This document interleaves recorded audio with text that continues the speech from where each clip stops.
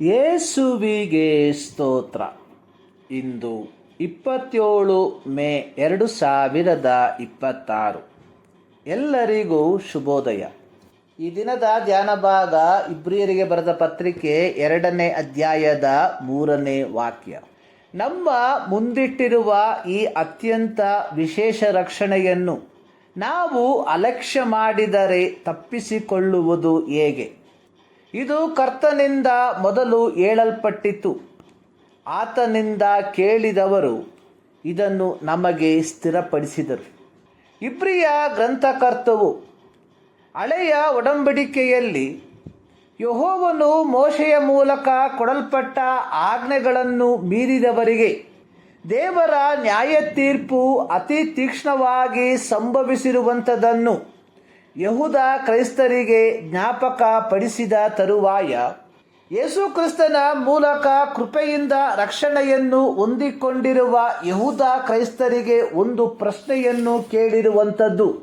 ಈ ಅತ್ಯಂತ ವಿಶೇಷ ರಕ್ಷಣೆಯನ್ನು ಅಲಕ್ಷ್ಯ ಮಾಡಿದರೆ ತಪ್ಪಿಸಿಕೊಳ್ಳುವುದು ಹೇಗೆ?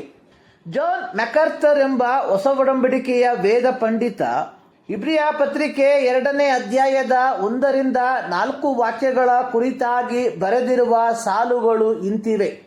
ನರಕವು ತುಂಬಿರುವುದು ಯೇಸು ಕ್ರಿಸ್ತನನ್ನು ಬಲವಾಗಿ ವಿರೋಧಿಸಿದ ಜನರಿಂದಲ್ಲ, ಬದಲಿಗೆ ಸುವಾರ್ತೆಯನ್ನು ನಿರ್ಲಕ್ಷಿಸಿದ ಜನರಿಂದ ನರಕವು ತುಂಬಿರುವುದರಲ್ಲಿ ಯಾವ ಸಂಶಯವಿಲ್ಲ. ಇವರಿಗೆ ಸತ್ಯವು ಏನೆಂಬುದು ತಿಳಿದಿದೆ. ಇವರು ಸತ್ಯವನ್ನು ನಂಬಿದವರಾಗಿದ್ದಾರೆ.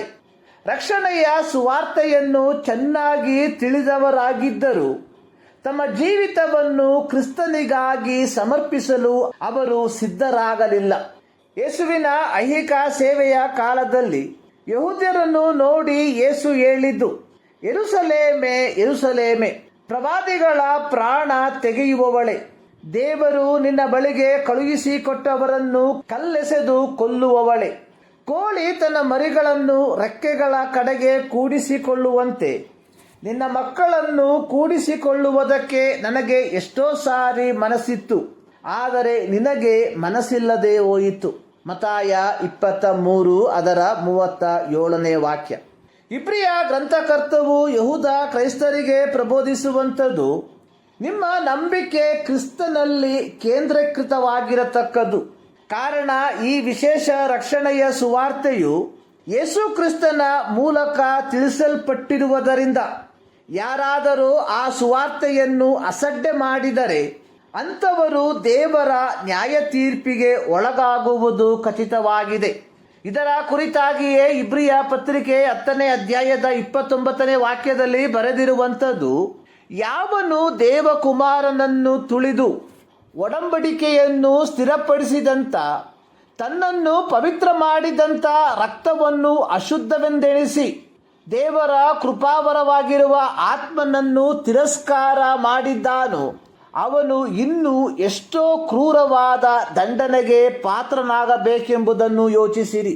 ಇಬ್ರಿಯ ಪತ್ರಿಕೆ 6ನೇ ಅಧ್ಯಾಯದ 4ನೇ ವಾಕ್ಯದಿಂದ 6ನೇ ವಾಕ್ಯದ ತನಕ ಇಬ್ರಿಯ ಗ್ರಂಥಕರ್ತನು ಹೇಳಿರುವಂಥದ್ದು, ಒಂದು ಸಾರಿ ಜ್ಞಾನ ಪ್ರಕಾಶದಲ್ಲಿ ಸೇರಿ ಪರಲೋಕದಿಂದಾದ ದಾನದ ಅನುಭವವನ್ನು ಹೊಂದಿ ಪವಿತ್ರಾತ್ಮ ವರದಲ್ಲಿ ಪಾಲುಗಾರರಾಗಿ ದೇವರ ವಾಕ್ಯದ ಶ್ರೇಷ್ಠತೆಯನ್ನು ಮುಂದಣ ಯುಗದ ಮಹತ್ವವನ್ನು ಅನುಭವಿಸಿದವರು ಭ್ರಷ್ಟರಾದರೆ ಅವರಲ್ಲಿ ತಿರುಗಿ ಮಾನಸಾಂತರವನ್ನು ಹುಟ್ಟಿಸುವುದು ಅಸಾಧ್ಯ. ಇಬ್ರಿಯ ಗ್ರಂಥಕರ್ತವು ಇಲ್ಲಿ ಮುಳ್ಳುಗಿಡಗಳನ್ನು ಕಳೆಗಳನ್ನು ಸಾಂಕೇತಿಕವಾಗಿ ಉದಾಹರಿಸಿ ಹೇಳಿರುವಂಥದ್ದು. ಅಂಥವರ ಅಂತ್ಯವು ಸುಡಲ್ಪಡುವುದೇ. ಅಪೊಸ್ತಲರು ತಮ್ಮ ಸುವಾರ್ಥ ಸೇವೆಯ ಆರಂಭದಲ್ಲಿ ಪ್ರಸಂಗಿಸಿದಂಥದ್ದು, ನಿಮ್ಮ ಪಾಪಗಳು ಪರಿಹಾರವಾಗುವುದಕ್ಕಾಗಿ ನಿಮ್ಮಲ್ಲಿ ಪ್ರತಿಯೊಬ್ಬರೂ ದೇವರ ಕಡೆಗೆ ತಿರುಗಿಕೊಂಡು ಯೇಸು ಕ್ರಿಸ್ತನ ಹೆಸರಿನಲ್ಲಿ ದೀಕ್ಷಾಸ್ನಾನ ಮಾಡಿಸಿಕೊಳ್ಳಿರಿ. ಅಪೊಸ್ತಲರ ಕೃತ್ಯ 2ನೇ ಅಧ್ಯಾಯದ 38ನೇ ವಾಕ್ಯ. ಪೇತ್ರನು ಹಿರಿಯ ಸಭೆಯ ಮುಂದೆ, ಅಂದರೆ ಯಹೂದಿ ಧಾರ್ಮಿಕ ನಾಯಕರುಗಳ ಮುಂದೆ ಒಬ್ಬ ಹುಟ್ಟು ಕುಂಟನನ್ನು ಸ್ವಸ್ಥಪಡಿಸಿದರ ಕುರಿತಾಗಿ ವಿಚಾರಣೆಗೆ ಒಳಪಡಲಾಗಿ ಪೇತ್ರನು ಅವರಿಗೆ ಹೇಳಿದ್ದು, ಬರಬೇಕಾದ ರಕ್ಷಣೆಯು ಇನ್ನಾರಲ್ಲಿಯೂ ಸಿಕ್ಕುವುದಿಲ್ಲ. ಆ ಹೆಸರಿನಿಂದಲೇ ಹೊರತು ಆಕಾಶದ ಕೆಳಗೆ ಮನುಷ್ಯರೊಳಗೆ ಕೊಡಲ್ಪಟ್ಟಿರುವ ಬೇರೆ ಯಾವ ಹೆಸರಿನಿಂದಲೂ ನಮಗೆ ರಕ್ಷಣೆಯಾಗುವುದಿಲ್ಲ. ಅಪೊಸ್ತಲರ ಕೃತ್ಯ 4ನೇ ಅಧ್ಯಾಯದ 17ನೇ ವಾಕ್ಯ. ಯೇಸು ಪರಲೋಕಕ್ಕೆ ಒಯ್ಯಲ್ಪಟ್ಟ ತರುವಾಯ ಶಿಷ್ಯರು ಹೊರಟು ಹೋಗಿ ಎಲ್ಲೆಲ್ಲಿಯೂ ಸುವಾರ್ತೆಯನ್ನು ಸಾರಿದರು ಮತ್ತು ಕರ್ತನು ಅವರ ಕೂಡ ಕೆಲಸ ಮಾಡುತ್ತಾ ಸೂಚಕ ಕಾರ್ಯಗಳಿಂದ ಸುವಾರ್ತೆಯ ವಾಕ್ಯವನ್ನು ಬಲಪಡಿಸುತ್ತಾ ಇದ್ದನು. ಮಾರ್ಕ 16:20. ಪ್ರಿಯರೇ, ಜಾನ್ ಮ್ಯಾಕರ್ಥರ್ ಅವರ ಈ ಹೇಳಿಕೆಯನ್ನು ಪುನಃ ಉಚ್ಚರಿಸುವುದಕ್ಕೆ ಬಯಸುತ್ತೇನೆ.